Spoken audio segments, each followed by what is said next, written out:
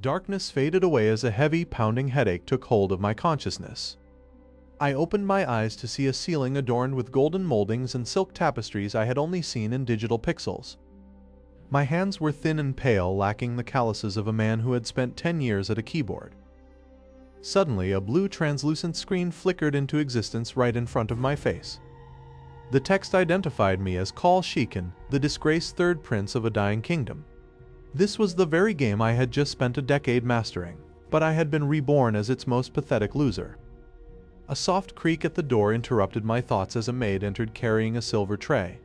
Laya set down a glass of milk, her hands trembling so slightly that only a seasoned gamer would notice. I remembered this event clearly from the game's hidden lore. The milk was laced with whisper of the grave poison. I watched her carefully as I reached for the glass, seeing the beads of sweat forming on her upper lip. Instead of drinking, I ordered her to bring me the jar of spoiled goat milk from the kitchens immediately. She stammered a protest, her face turning as pale as the liquid in the glass. I knew that the acidity of spoiled goat milk would neutralize the toxin if I acted within the next 5 minutes. I grabbed her wrist and forced the truth out of her, watching her spirit break under my gaze. She confessed that the Queen Mother had threatened her family to ensure my peaceful sleep. After drinking the sour antidote she brought, I felt the burning in my stomach finally subside. It was time to stop playing the victim and start playing the game for real. I walked toward the Great Hall, my footsteps echoing against the cold marble floors. Guards tried to block my path, but I brushed past them with an aura of newfound authority. The doors to the throne room swung open, revealing the Queen Mother and her council in the middle of a meeting. I marched straight to the center of the room, every eye fixed on the prince who was supposed to be dead. I threw the silver tray at the Queen's feet, the glass of poisoned milk shattering into 1,000 pieces. I declared that an assassin had been caught, turning my gaze toward the stoic knight Russell standing by the wall. Russell's hand flew to his sword hilt, his brow furrowed in confusion and defensive instinct. I whispered a secret only known to the game's completionists, the location of his sister's hidden grave. His eyes widened, and the aggression in his stance melted into pure, unadulterated shock. I told him that the Queen had been the one who ordered her execution, not the enemy rebels. The Queen Mother stood up screaming for the guards to seize me for my blasphemy. Instead of obeying, Russell stepped in front of me, his massive blade ringing as it left its scabbard. He knelt before me, the sound of his heavy armor hitting the floor resonating through the silent room.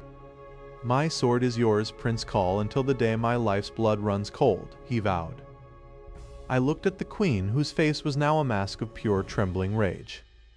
I had secured my first S-rank subordinate, a move that would change the course of history. But the political victory was short-lived as a messenger burst in, breathless and covered in dust. He shouted that the northern borders had fallen to the barbarian tribes of the Ellen continent. The kingdom's bankruptcy meant there were no funds to pay the border guards or the standing army. I stepped forward, declaring that I would take responsibility for the territory's finances myself. The nobles laughed mockingly, reminding me that the royal treasury was as empty as my reputation. Little did they know, I already knew the location of the lost silver mines in the Gorda Highlands. I dismissed the council, leaving them to whisper in the shadows while I planned my next move. As I left the hall, I felt a cold gaze piercing through my back from the upper balconies. A hooded figure retreated into the darkness, the glint of a curved dagger visible for only a second. The Queen wouldn't stop at just one poisoning, she was going to send professional assassins next.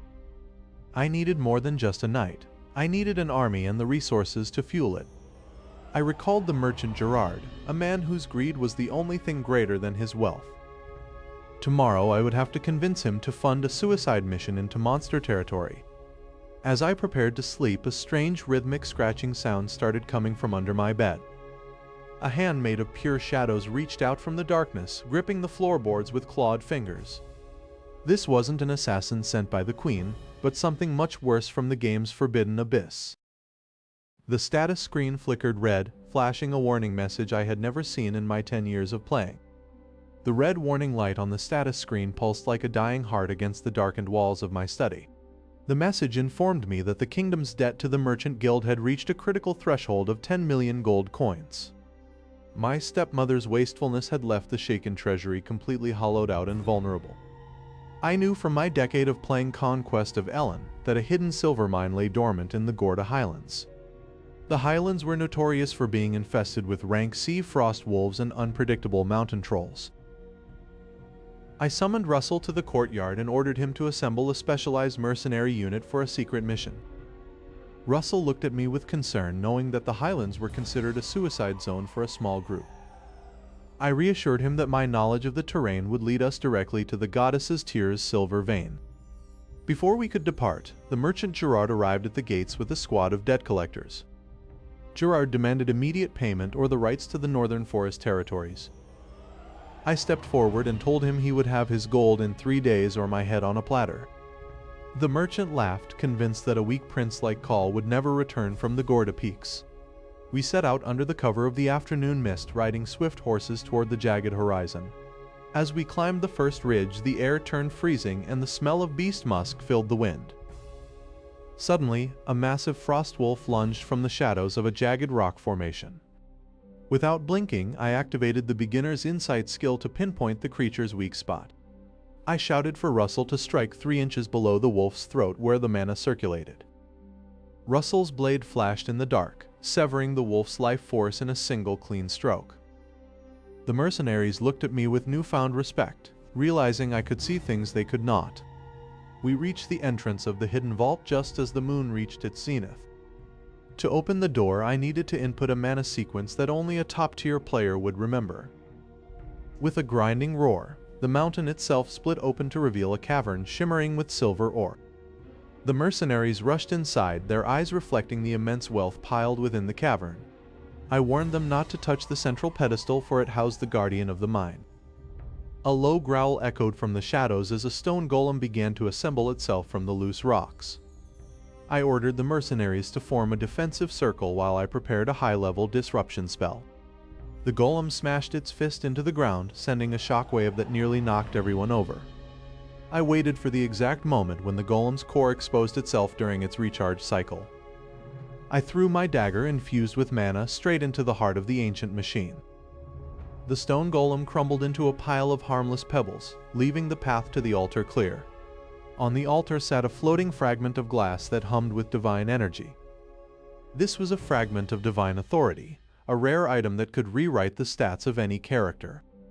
As I touched it, a surge of raw power flowed through my veins, threatening to tear my weak body apart. I forced my willpower to contain the energy, successfully binding the fragment to my soul.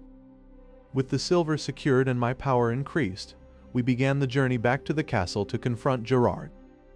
When we arrived, the town was in an uproar as Gerard had already begun seizing local shops. I rode straight to the town center and dumped a bag of pure silver ore at the merchant's feet. Gerard's jaw dropped as he inspected the quality of the ore, which was far higher than anything seen in decades. I declared the debt paid in full and banished the merchant guild from my lands forever. As the crowd cheered, I noticed a dark figure watching me from the shadows of the cathedral clock tower. A new system notification appeared, flickering with a purple hue I didn't recognize. The message simply read, "The primordial spirit has noticed your interference." Suddenly, the ground beneath the town square began to vibrate with a rhythmic pulsing thud. I realized then that reclaiming the mine had disturbed something far older and more dangerous than a golem. A massive geyser of black water erupted from the center of the square, taking the shape of a colossal faceless entity. The colossal water entity towered over the square, its fluid form shimmering with a deadly dark energy. Call stood his ground, his eyes darting across the creature's shifting surface to find the core. With a sharp command, he ordered his mercenaries to scatter and draw the spirit's attention. He knew this encounter was just a prelude to the true trial waiting within the Impulan Mountains. After the spirit was quelled, Call wasted no time and led his elite team toward the jagged peaks. The entrance to the dungeon of the primordial spirit appeared as a yawning maw of ice and ancient stone. Call warned his men that the labyrinth ahead was sentient and would change its layout at will. As they stepped inside, the heavy scent of damp earth and stagnant mana filled their lungs. Suddenly, the walls groaned and shifted, separating the prince from his main force. Call didn't panic, instead summoning his blue status screen to navigate the shifting geometry. He moved through the shadows, avoiding the traps that had claimed countless players in his past life. A rival group of mercenaries appeared from a side passage, their blades drawn with murderous intent. Call expertly parried the first strike, using his knowledge of their weak points to counterattack. Within moments, the intruders lay defeated, and Call continued his descent into the lower levels. He reached the Chamber of Echoes, where the air hummed with the power of the S-rank skill. From the darkness at the far end of the room, the heavy clank of metal signaled a new arrival. Corvus, the Dark Knight, raised his jagged greatsword and pointed it directly at the prince. Call realized this was the mid-boss he had intentionally triggered to claim the best rewards. Corvus lunged with impossible speed, his blade carving a path of destruction through the floor. Call barely dodged the strike, his cloak fluttering as he tumbled across the uneven ground. The sheer weight of the Dark Knight's mana felt like a physical burden on Call's weak body. He activated his vision of the Foreseer skill, seeing the phantom trails of Corvus's next moves. Using the brief opening, Call struck at the joints of the black armor, but his blade bounced off. Corvus let out a guttural laugh and grabbed Call by the throat, lifting him into the air. With a brutal thrust, the Dark Knight drove his greatsword through Call's chest. Time seemed to slow as a golden barrier suddenly materialized around the point of impact. Call's magical defense bracelet shattered, but it had successfully negated the lethal blow. Seizing the moment of Corvus's confusion, Call plunged his hidden dagger into the knight's visor. A scream of pure shadow erupted from Corvus as his physical form began to dissolve into mist. Call collapsed to one knee, breathing heavily as the boss's loot chest materialized. Inside the chest lay the primordial spirit core, the key to obtaining the S-rank skill he desired. As he touched the core, a rush of ancient knowledge flooded his mind, changing his very soul. His status screen updated instantly, revealing the new skill, Authority of the Fallen God. However, the strain of the battle and the skill acquisition caused his internal wounds to reopen. He limped toward the dungeon exit, knowing that his mercenaries would be waiting to receive him. Russell and the others rushed to his side as he emerged into the cold mountain air. They quickly treated his injuries and began the long journey back to the city of Sheikin. During the trip, Call realized that his stepmother's influence was waning as his own legends grew. Upon their return, the townspeople cheered for the prince who had saved them from debt and darkness.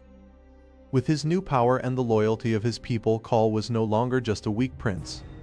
He had rewritten his destiny, proving that knowledge was the ultimate weapon in this world. The Ellen continent now lay before him, ready to be conquered by the true king. His journey was far from over, but for the first time he felt truly at home in his new life. Prince Call Sheikin smiled, knowing that the game had only just begun.